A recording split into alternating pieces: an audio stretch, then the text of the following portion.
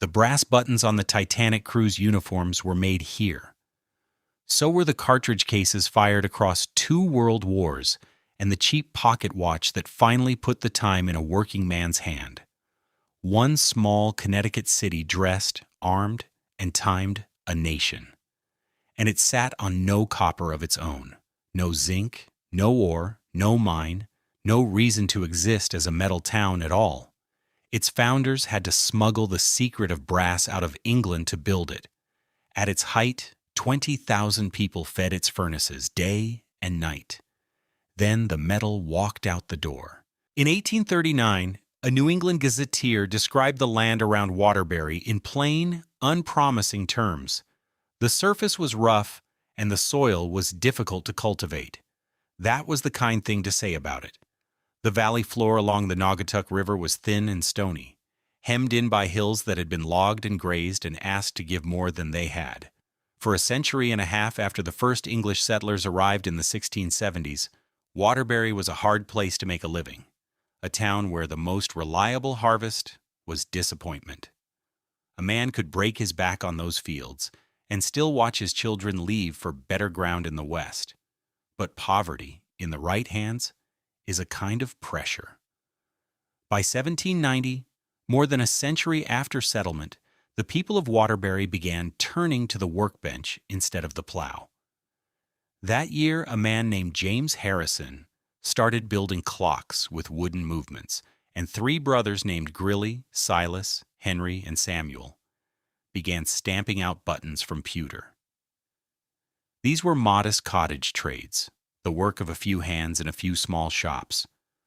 Nobody at the time could have known that those 2 crafts, clockmaking and button-making, were the twin seeds of an industrial empire that would one day supply the world. The town was simply trying to survive a winter. The button was the thing that changed everything. When the United States went to war with Britain again in 1812, the young country found itself in immediate and embarrassing need. The army needed buttons for its uniforms, thousands upon thousands of them, and the usual supply from England had been cut off by the very war being fought. Zippers did not yet exist. A soldier's coat was held together by metal, and the metal had to come from somewhere. In Waterbury, a man named Aaron Benedict answered the call in the most direct way imaginable. He melted down brass and pewter pots, the household goods of the valley, and recast them into uniform buttons for American infantry and navy. It worked. Benedict's small operation, founded around the War of 1812, secured Waterbury's reputation as a button town almost overnight, a distinction the city would hold for more than a century and a half. The demand of war had done what the soil never could. It had given Waterbury a reason to make things, and a market hungry enough to buy everything the town could produce. From a single village workshop, the trade grew into something national. Within a few decades, the Waterbury button was so common in American life that the name itself slipped into ordinary speech. An 1874 newspaper out in Ohio could describe a sharp-eyed man as having an eye as bright as a new Waterbury button, and every reader understood the reference. But there was a deeper problem hidden inside this early success, and it was the problem that would define everything that came next. The buttons that made Waterbury's name were increasingly made of brass, and brass was the harder, more valuable, more lucrative metal. Brass is an alloy, copper and zinc melted together in careful proportion, and it could be rolled into sheet, drawn into wire, stamped into 1,000 shapes. The trouble was that almost nobody in America knew how to make it. The knowledge of brass manufacture, the precise metallurgy of it, the design of the rolling mills, the closely guarded trade secrets of furnace and alloy, all of it belonged to Britain, and Britain intended to keep it. This was not an accident or an oversight. It was deliberate national policy, enforced by law.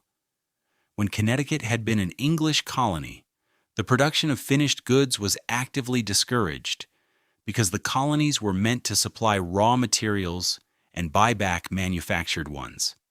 Even after independence, the British understood that their industrial dominance rested on a monopoly of knowledge. The empire forbade the export of brass-making machinery. More than that, it forbade the emigration of the skilled men who knew how to run it. The rollers and casters and metalworkers whose hands carried secrets no document could fully capture. A nation could buy English brass. It could not buy the ability to make its own. So Waterbury faced a wall. Its founders had stumbled onto a hungry market and a metal that could fill it, and discovered that the means of production were locked away across an ocean, guarded by the most powerful empire on earth. The Abel Porter Company, an early Waterbury concern, had begun making gilt buttons from brass in the first years of the century, and by 1811, a young man named James Mitchell Lamson Scoville had bought into the business, joining with partners to carry it forward. These were men of real ambition, men described by their contemporaries as bold and energetic and sagacious, possessed of a confidence in the future that bordered on stubbornness. They could see exactly what brass could do for them. They simply could not legally obtain the one thing they needed to do it. The early brass they did manage to produce was crude, inconsistent, made by trial and frustrating error. American craftsmen could melt copper and zinc, but matching the quality of English rolled brass, the uniformity, the workability, the finish, was another matter entirely. Every sheet that came out wrong was money lost. Every batch that cracked or discolored was a reminder that somewhere in Birmingham, men who had done this their whole lives were laughing at the upstarts across the sea. The Waterbury manufacturers were trying to reverse engineer an entire industrial science from the outside with no manual and no teacher, while their competitors held every advantage.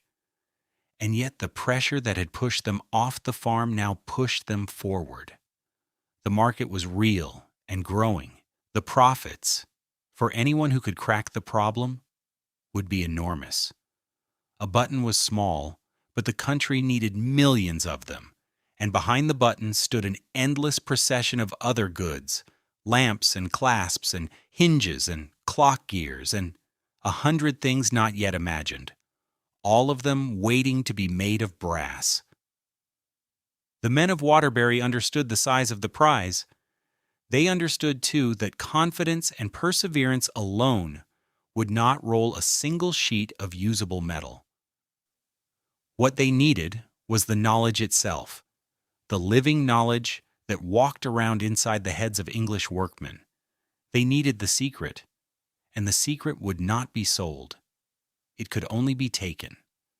Somewhere in the manufacturing towns of England were men who knew exactly how to build and run a brass mill, men whose skill was worth a fortune to anyone who could bring it across the Atlantic. The law said they could not leave. The law said the machinery could not follow. But laws made in London were only as strong as the men willing to enforce them, and the Naugatuck Valley was 3,000 miles and an ocean away from anyone who cared. The wall was high. It was not, it would turn out, impossible to climb. The man who climbed the wall was named Israel Holmes, and he climbed it more than once. Holmes was a Waterbury manufacturer with a bold and determined streak that his contemporaries remarked on for the rest of his life. And in the 1820s and 1830s, he made a series of voyages to England with a single, illegal purpose. He went to recruit the men who knew brass. British law forbade skilled metal workers from leaving the country, so Holmes worked in the shadows, persuading rollers and casters and wire drawers to slip away from the manufacturing towns of the Midlands and board ships bound for America. He smuggled out workers, and where he could, the tools and dyes and knowledge that traveled with them. It was industrial espionage in the most literal sense, a quiet theft of the one thing England valued most. The risk was real, and the persuasion was not easy. A skilled English brass worker had a trade, a wage, a place. To leave was to abandon all of it for a half-built town across an ocean, in defiance of his own government. But Holmes was convincing. and the lure of the new world was strong, and one by one the men came. They brought with them the living knowledge that no Waterbury manufacturer had been able to reverse engineer alone, the feel for when an alloy was right, the practiced hand on the rolling mill, the accumulated craft of generations. With those men in the valley, the crude and inconsistent brass of the early years began, at last, to become something the world would pay for. The wall had been climbed. The secret was loose in Connecticut. The other great figures of the founding generation shared Holmes's stubborn confidence, and none more than the Scoville brothers, James Mitchell Lamson. Scoville had bought into the old Abel Porter Button Works back in 1811, and in 1827 his brother William Henry joined him, the two of them buying out their partners to form a new firm under their own name, J.M.L. and W.H. Scoville. They were men who simply refused to be discouraged. In 1829, only 2 years into their partnership, a disastrous fire tore through their factory and reduced much of it to ash. It was the kind of blow that ended lesser enterprises. The Scovilles rebuilt. They put up new works on the ruins of the old, and to mark the occasion they issued a token, a small defiant gesture from men who had decided that catastrophe was simply a cost of doing business. That fire and that rebuilding set a pattern Waterbury would repeat for the next 100 years. Disaster would come, and the town would clear the rubble and build again a little larger, a little more certain of itself. It was a place that had learned its lesson on bad soil and rough hills, that nothing came easy and nothing came twice, and that the only answer to ruin was more work. The Scoville firm grew through the middle decades of the century into one of the great names of American manufacturing, expanding from buttons into coins, lamps, daguerreotype plates for the new art of photography, and before long, munitions and fuses for artillery. By 1850, the operation was formally incorporated as the Scoville Manufacturing Company, a joint stock corporation built to last. As the brass firms multiplied, the town around them changed shape. What had been a scattered farming settlement was becoming an industrial center, and in 1853, Waterbury was incorporated as a city. Its power came from water. The mills clustered along the Naugatuck and its tributaries, the Mad River and Great Brook, where the running current could be harnessed to turn the rolling machinery that flattened ingots into sheet. In 1846, a group of businessmen led by the indefatigable Israel Holmes founded the Waterbury Brass Company on a water privilege along the Mad River, and at its founding, it was the largest maker of rolled brass in the entire country.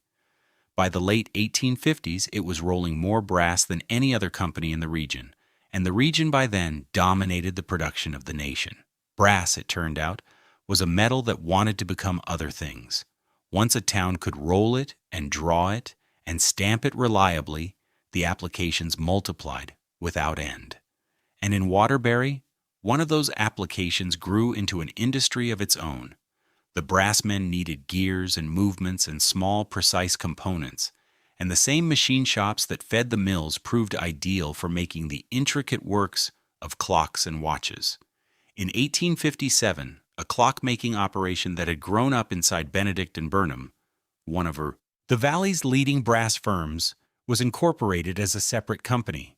They called it the Waterbury Clock Company.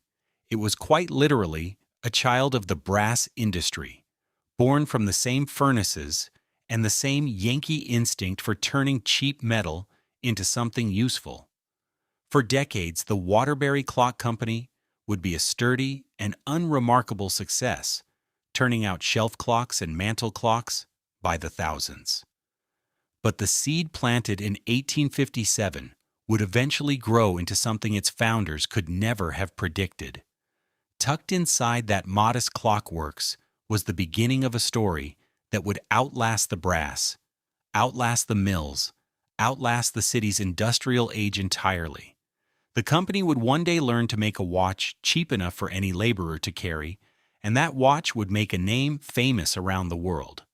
But that was decades off, a distant chapter waiting to be written. For now, it was simply one more enterprise in a valley that seemed to spin off a new one every year.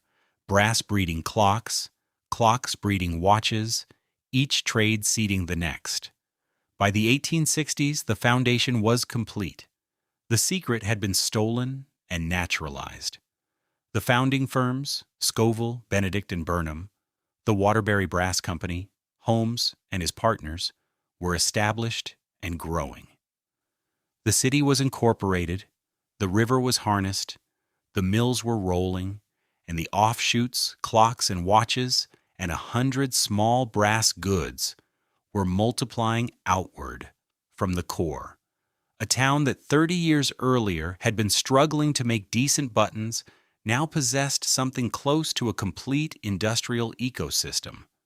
The men who had climbed the wall and rebuilt after the fire had won their gamble. What they had not yet seen was how large the thing they had started would grow, or who would be drawn into the valley to feed it. The mills were small still, by the standard of what was coming. The furnaces were about to get much, much bigger. The furnaces got bigger because the men came to feed them, and they came from everywhere. The brass mills of Waterbury were hungry for labor in a way the old button shops had never been.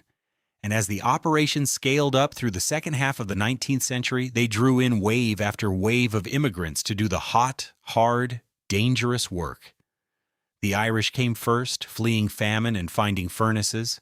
Then came French Canadians down from Quebec, and Germans, and in the great surge around the turn of the century, Italians and Lithuanians by the thousands. They settled in tight ethnic neighborhoods along the valley floor, in tenements within walking distance of the mills, and they gave Waterbury a polyglot immigrant character that the brass barons in their hillside mansions depended on entirely. The metal could not roll itself. The work that waited for them was brutal. Inside the casting shops, men labored in front of furnaces that ran the heat up past anything the human body was built to tolerate, pouring molten brass that glowed white at the lip of the crucible. The air was thick with metal dust and the acrid bite of pickling acid. Shifts ran 10 and 12 hours, 6 days a week, and the machinery that rolled and drew and stamped the brass was indifferent to the hands that fed it. Fingers were lost. Men were burned. The rolling mills could crush a careless arm in an instant, and the casting floors carried the constant risk of a molten splash. This was the reality beneath the gleaming sheet brass, the human cost that never appeared on the company ledgers or the polished products. The mills made fortunes. They made them out of sweat and risk and the cheap, replaceable labor of people who had nowhere else to go. And the mills themselves grew vast. By the latter decades of the century, the Waterbury operations had become genuine industrial complexes. Acres of brick buildings strung along the river, their chimneys raised against the sky like a new kind of forest. Inside, the integrated process ran from raw ingot to finished good. Copper and zinc went in one end. Sheet, rod, wire, tube, and stamped components came out the other. The scale was staggering compared to the workshops of a generation before. What had begun as a few men melting pots into buttons had become an industrial machine, consuming metal by the ton and employing workers by the thousand. Waterbury had earned a nickname that said everything about its identity and its ambition. It was the Brass City, and soon it would be the brass capital not just of America, but of the world. With scale came a new kind of logic, and that logic was consolidation. Through the closing decades of the 19th century, the brass firms of the Naugatuck Valley had competed fiercely with one another, undercutting prices, fighting over markets, duplicating effort. It was a wasteful war, and the men who ran the industry came to see that cooperation might be more profitable than combat. The figure who pulled it together was Charles Brooker, a sharp and formidable businessman from nearby Ansonia who understood the brass trade as well as anyone alive. Brooker brokered the agreements that, in 1899, merged several of the valley's major firms, the Co. Brass Manufacturing Company, the Ansonia Brass and Copper Company, and Holmes's own Waterbury Brass Company, into a single giant called the American Brass Company. It did not stop there. Over the next 2 years, the new American Brass swallowed more of the old independents, including Benedict and Burnham, and the firm of Holmes, Booth, and Hayden's, two of Waterbury's largest and oldest brass houses. In a span of barely 36 months, the fractured landscape of competing family firms had been reorganized into something far more powerful and far more concentrated. American Brass would become an industrial behemoth, eventually the largest consumer of copper on the planet, and Charles Brooker would be remembered, when he died in 1926, by obituaries that called him the Copper King, for it was believed that no man on earth had bought more copper than he had. The consolidation reshaped the city's destiny in a way that was not yet obvious. As long as Waterbury's brass had been made by a dozen local families, the industry's fate was bound to the city itself, rooted in Connecticut soil by 100 personal ties. The American Brass Company was a different kind of creature. It was a corporation, rational and mobile, loyal to profit rather than place. For now, that distinction hardly mattered, because the profit was here, in the valley, where the mills and the skilled workforce and the accumulated infrastructure of a century all sat ready to be exploited. But a seed had been planted. The brass industry of Waterbury was no longer quite Waterbury's. It belonged increasingly to shareholders, to balance sheets, to executives who could, if the numbers ever demanded it, decide that the metal should be made somewhere else entirely. By the dawn of the 20th century, then, the machine was fully assembled. 3 great firms now dominated the valley and would soon be known to every resident simply as the Big Three. There was Scoville, the oldest, descended from Abel Porter's Button Works and grown into the city's largest employer. There was American Brass, the consolidated giant, the largest copper buyer in the world. And there was the Chase Brass and Copper Company, the third of the trio, expanding aggressively into rod and tube and consumer goods. Together, these 3 companies made Waterbury the leading producer of brass on Earth, the undisputed center of a metal that the modern world was about to demand in quantities no one had ever imagined. For everything that brass touched, the world was changing in ways that would pour fortune into the Naugatuck Valley. Electricity ran on copper and brass. Plumbing ran on brass. The new machines of the new century, the automobiles and telephones, and the endless apparatus of industrial life, all needed the alloy that Waterbury made better and in greater volume than anywhere else. The city stood at the center of a web of demand that stretched across the country and overseas. Its furnaces ran day and night. Its immigrant workforce poured in. Its 3 great companies posted profit after profit. And waiting just over the horizon was the event that would push the brass city to a height of production and prosperity that even its boldest founders could never have dreamed. The moment when the world went to war and discovered that it could not fight without brass. The mills were ready. The century was about to test exactly how much they could pour. When the world went to war in 1914, the Naugatuck Valley discovered the full meaning of what it had built. Modern war ran on brass. Every rifle cartridge, every artillery shell, every fuse and primer and casing was made of the alloy that Waterbury produced better than anywhere on Earth. And the orders that poured in from the warring powers of Europe were beyond anything the mills had ever seen. American Brass, already the largest consumer of copper in the world, ran flat out. By the end of the First World War, the company controlled some 40% of the entire industry and was melting down as much as 600 million pounds of copper and zinc every year. The furnaces that had been built to make buttons and lamp fittings were now feeding the deadliest conflict in human history, and the profits rose in proportion to the carnage. There was a grim arithmetic in this that the city never quite spoke aloud. Waterbury's golden moments arrived in lockstep with the world's worst ones. The brass that fastened a soldier's coat was also the brass that killed him, and the prosperity that built the mansions on the hill was drawn directly from the machinery of slaughter in the fields of France. The brass city prospered when the world bled, and it bled a great deal between 1914 and 1918. The men who ran the mills were not villains, only manufacturers meeting demand. But the demand was for the means of death, and the valley grew rich, supplying it. The same war pushed one of Waterbury's quieter enterprises toward an invention that would outlast the brass entirely. The Waterbury Clock Company, that child of the brass industry, had spent the pre-war years supplying movements for a cheap pocket watch sold under the Ingersoll name, the famous dollar watch, the watch that made the dollar famous.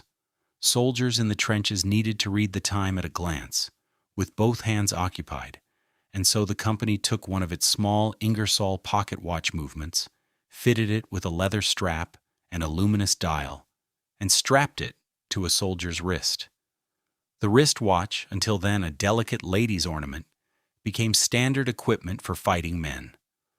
Waterbury was timing the very war it was arming, and when the soldiers came home, they kept their wristwatches, and the civilian world followed.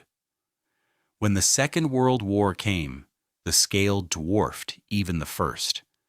The Big Three had begun gearing up years before American entry, going on to round-the-clock production as early as 1935, turning out munitions and aviation instruments while much of the country was still mired in depression.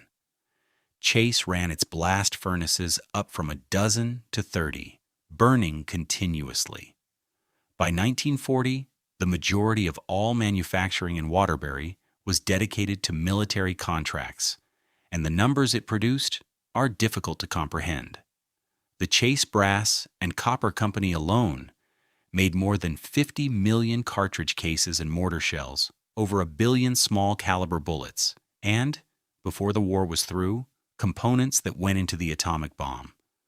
American Brass turned out more than 2 billion pounds of brass rod, sheet, and tube.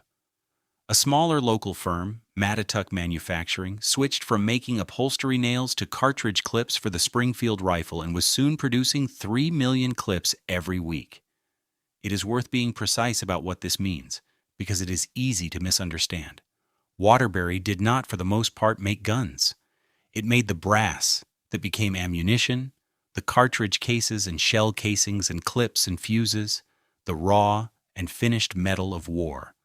The rifles themselves came from places like Bridgeport, where Remington Arms had produced half of all the small arms cartridges for the United States Army in the First World War.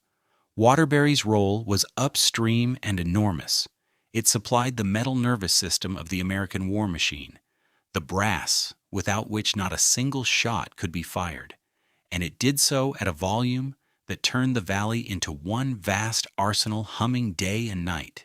Stand back and look at the whole arc, and there is a strange and terrible symmetry to it. The town had begun in 1812 with a man melting household pots into uniform buttons for soldiers going off to fight the British.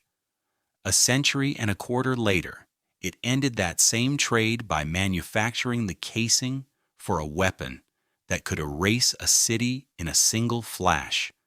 From a button to the bomb, all of it brass, all of it born from the same valley furnaces. The metal that had dressed the first American soldiers now armed the last great war of the century, and Waterbury sat at the center of both, the small Connecticut city that the whole nation turned to whenever it needed to fight. The boom remade the lives of ordinary workers too. In the late 1930s, after long and bitter struggle, the brass workers won recognition for collective bargaining, and the unions brought higher wages and a measure of dignity to the casting floors. The wartime surge that followed lifted incomes higher still. For the first time, many of the immigrant families who fed the furnaces could buy homes of their own, could send their children to school with the expectation of something better. There was a darker thread running through it, the asbestos packed into the high-heat shops that would sicken men decades later. The young women in the clockworks who painted luminous radium dials and were poisoned by the glowing paint. But in the bright years of the 1940s, those costs were invisible or ignored, and the city felt, with good reason, like it stood at the summit of the world. And it did stand at a summit, though no one yet understood that a summit is also the place where the only remaining direction is down. At its wartime peak, the brass industry employed something on the order of 20,000 people in Waterbury alone. The mills ran without pause, the contracts seemed endless, the city's identity and prosperity were welded to a single metal and a single trade as completely as they had ever been. Everything depended on brass. Everything depended on the three great companies, and though almost no one in Waterbury was thinking about it in 1944, everything depended on decisions made by a corporation whose true center of gravity had long since drifted away from Connecticut, toward Montana copper and a national balance sheet. The city had bet everything on staying indispensable. The war had made that bet look like genius. The peace would begin, slowly, to reveal its cost. To see Waterbury at its height, you have only to look at what it built, when it was certain it would last forever. In 1909, the the railroad raised a station on the edge of downtown and crowned it with a clock tower, a slender brick campanile modeled directly on the Torre del Mangia in Siena, Italy, a tower that had stood in Tuscany since the 14th century. There was nothing modest about the choice. A small industrial city in Connecticut had looked across 600 years and an ocean and decided that the proper model for its train station was a medieval Italian masterpiece. The clock tower rose 240 feet over the valley, and it announced to anyone arriving by rail that this was a place of consequence, a city that intended to be permanent. The same confidence shaped the heart of the city. Downtown clustered around the green, the old common, now ringed with banks and department stores, and the solid Beaux-Arts buildings of a prosperous age. The brass barons built mansions on the hills above the smoke, and they gave back to the city in the manner of their era, endowing libraries and parks, and the cultural institutions whose collections would one day form the Mattituck Museum, the keeper of the valley's memory. Their wealth was enormous, and their pride was civic. They had made their fortunes from the valley, and they meant to leave monuments in it, the way the Hearsts and the Vanderbilts left their marks elsewhere. Waterbury in these years was a city that believed completely in its own future. Picture downtown around the green on a Saturday evening around 1948. The brass workers have come off the day shift with money in their pockets, and the sidewalks are full. The marquees of the movie palaces glow against the dusk. Trolleys and automobiles move along the brick-paved street, and the shop windows are bright with goods. There is the smell of the furnaces drifting down from the mills, and under it cooking from a dozen immigrant kitchens, Italian and Lithuanian and Irish, and the sound of a half-dozen languages on the air. Up on its hill, the clock tower keeps the time. The mills along the river never fully sleep. It feels, on an evening like this, like a city at the absolute center of its own world, rich and busy and sure. And by the measures that mattered most to its residents, it was. The population of Waterbury climbed steadily through the first half of the century and reached its all-time peak in 1960 with more than 107,000 people, 107,271 to be exact, packed into the valley and the hills around it. That number represented the high water mark of everything the brass had built, the largest the city would ever be. It was a city of immigrants and their children, of churches and union halls and ethnic clubs, of families who had risen from the casting floor into the middle class on brass wages.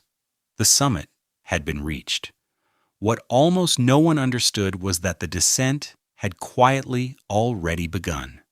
For the cracks were there, for anyone willing to look, and some had been visible for decades. As early as 1922, an editor of a metal industry journal had written that the Naugatuck Valley was doomed as a dominating brass center, and his reasoning was simple geography. The valley made brass, but it sat far from the copper mines of the West and far from the growing markets of the rest of the country.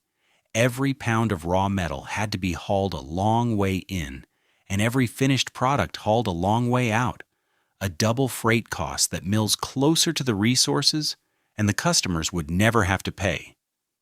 It was a structural disadvantage that no amount of skill or tradition could overcome forever. The ownership had drifted too, and that mattered more than the city wanted to admit. Back in 1921 and 1922, the American Brass Company had been bought out by Anaconda, the Montana copper giant, which wanted a guaranteed outlet for the metal pouring out of its western mines.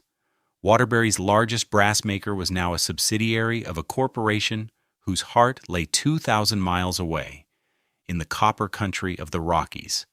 The decisions that would determine the valley's fate were no longer being made in Waterbury, or by men who loved Waterbury, or by anyone with a stake in the city beyond the quarterly numbers. The engine of the city's wealth had passed into the hands of distant strangers, in exactly the way that mining towns out west had always been ruled from boardrooms far away. Waterbury, for all its monuments, did not truly own the thing that made it. And the proof came quietly, in business decisions that drew little notice at the time. In 1955, even as the city approached its population peak, Anaconda American Brass was building new plants far from the Naugatuck Valley, an aluminum mill in Terre Haute, Indiana, tube and hose works in Illinois, a factory in Los Angeles. The metal was already beginning to move west, toward the resources and the markets and the cheaper costs, exactly as the journal editor had warned 33 years before. The machinery of departure had been switched on, and it was running silently beneath the proudest decade in the city's history. There was one Waterbury enterprise, meanwhile, that was already learning how to survive by changing, and changing where it lived. The Waterbury Clock Company had been battered by the Depression, but in 1933 it was saved by an unlikely rescuer, a cartoon mouse.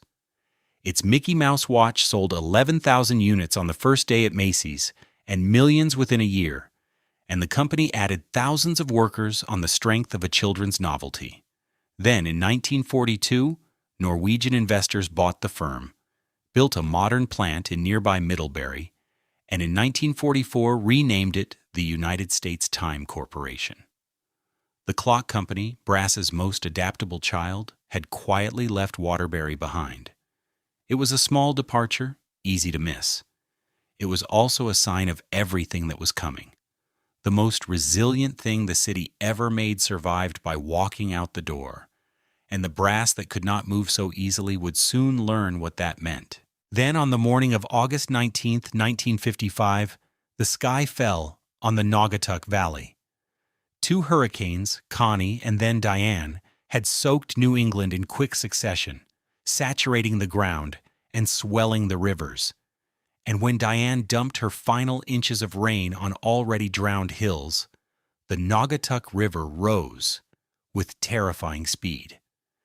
In the early hours of what the newspapers would call Black Friday, the water came down the valley in a wall. It crested more than 17 feet above its normal level in Waterbury, swallowing the low ground where the mills and the poorest neighborhoods sat side by side. Workers were trapped in factories. Families climbed to their roofs and waited to be lifted off by helicopter. When the water finally fell, 29 people were dead in Waterbury alone, 87 across the state, and the damage ran past $200 million. The flood felt like the end of something, and in a way it was. though not in the way it seemed. To the people who lived through it, the water was the catastrophe, but the water did not kill the brass city. The flood was a symbol, not a cause, the dramatic and visible rupture that happened to coincide with a quieter, slower death already well underway. The mills could have been rebuilt, as Waterbury had rebuilt after every fire and flood for 100 years. The pattern of the place, catastrophe answered by reconstruction, could have held one more time. What broke it was not the river. What broke it was arithmetic. The arithmetic had been against the valley for decades, and now it came due all at once. Foreign producers could make brass more cheaply and ship it into American markets at prices the high-cost Connecticut mills could not match. Worse, the metal itself was being replaced. Aluminum was lighter and cheaper for many uses. Plastic was cheaper still, and it was beginning to do the work that brass had always done, in plumbing and fittings and 1,000 small parts. The demand that had carried the valley for a century was eroding from underneath, and the owners had no sentimental reason to stay. Anaconda, the distant Montana parent, simply did what corporations do. It moved production toward cheaper costs and richer resources, shuttering the old Naugatuck Valley plants through the 1950s and 1960s and into the 1970s, one after another. Here was the deepest truth of Waterbury's story, the same truth that had haunted every mining town and company town in America. The city had never truly owned the engine of its own wealth. Just as the silver and gold camps of the West had been ruled from boardrooms in San Francisco and New York, Waterbury's fate had passed, back in 1922, into the hands of a copper empire headquartered 2,000 miles away. When the numbers stopped working, the empire felt nothing. It closed the mills and walked away, and the city that had given its whole life to brass discovered that the relationship had never run in both directions. By 1976, the New York Times could survey the wreckage of the closed Scoville, Anaconda, and Chase plants and call Waterbury a ghost of its former self, a depressed old New England factory town. What the brass companies left behind were corpses of brick. The vast American brass complex on Freight Street stood abandoned, its windows broken, its yards silent. Scoville, the company that traced its line all the way back to Abel Porter's button works of 1802, sold its last Waterbury factory in 1976 and was eventually torn down entirely. And in 1997, on the cleared grave of the Scoville Works, the city's largest employer for a century and a half, they built a shopping mall. They called it the Brass Mill Center. Shoppers now park their cars and buy their clothes on the ground where men once poured molten metal for the armies of 2 world wars.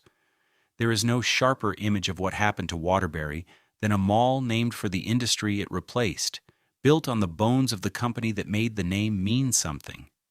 The city that remains is smaller and poorer than the one brass built. Around 100,000 people still live in the valley, many of them descended from the immigrants who fed the furnaces, and the work of reinvention has been slow and hard, as it has been for every American city that bet everything on a single industry and lost. The mills are mostly gone or repurposed.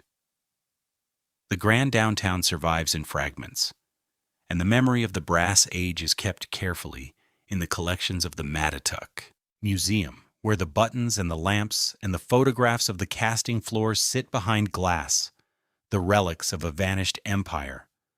But something did survive and outlived the brass entirely. That clock company, the child born inside Benedict and Burnham back in 1857, the one that learned to make a watch cheap enough for a workman and strapped time to a soldier's wrist, kept going. Through Norwegian owners and a new plant in Middlebury and a new name, it became in time the United States Time Corporation, and then it became Timex, the watch that took a licking and kept on ticking, sold by the tens of millions around the world. It had left Waterbury to do it. The one creation of the brass city that conquered the globe survived precisely because it walked out the door the brass could not fit through. Up on its hill, the railroad's clock tower still keeps the time over the valley, its Tuscan campanile presiding over a city that no longer makes the metal that built it. On another hill nearby, the rusting cross of an abandoned theme park looks down on the silent factories. It began with something small enough to fit in a pocket, a brass button, melted from a household pot by a man trying to survive a war in 1812. From that button grew a city that dressed, armed, and timed a nation, that melted more brass than anywhere on Earth, that sent its metal into the uniforms and the cartridges and the wristwatches of the world, and then, when the arithmetic turned against it, watched the empire it built dissolve back into memory and brick. The furnaces are cold now. The river that drowned the city still runs quietly past the old mill sites, down the valley toward the Sound. And somewhere, on someone's wrist, a cheap and reliable watch born in the brass city is still keeping time.